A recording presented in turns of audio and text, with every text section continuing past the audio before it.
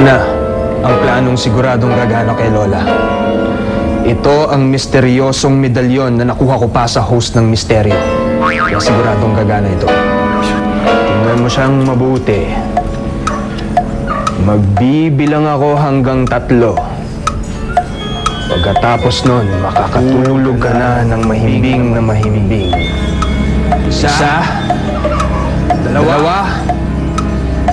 Tulog ka na! Tulog ka na. Bakit gising pa rin ako? Di naman ata yan effective eh. Benjo? Benjo? Effective nga.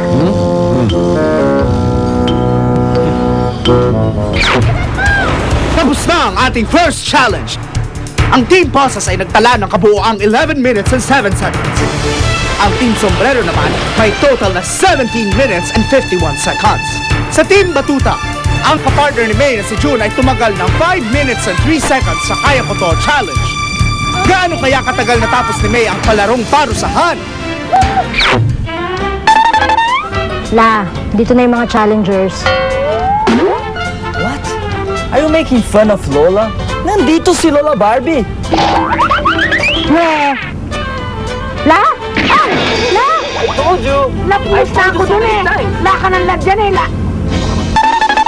Kausapin ko na yung mga challenger. Yes, La. Dahil na-challenge ako sa kanila. Ngayon na natin malalaman dun sa pangkalahatan na pagsusubok kung sino sa inyo ang nagpangatlo, nagpangalawa at nagpanguna sa totality ng pagsusubok.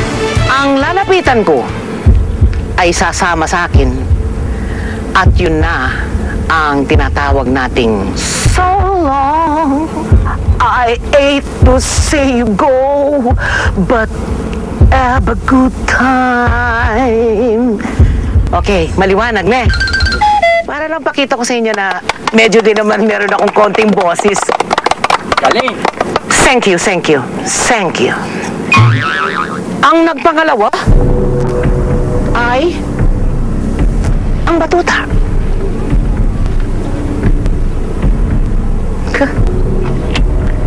Di naman kayo mukhang batuta. Ang nagpanguna ay ang Posas. Sinusundo ko na ang sombrero kasama ng aking sombrero. Samahan niyo na ako. At magkikita-kita tayo ng mga ATM. Mekeni. Kenny tamo, dumalan.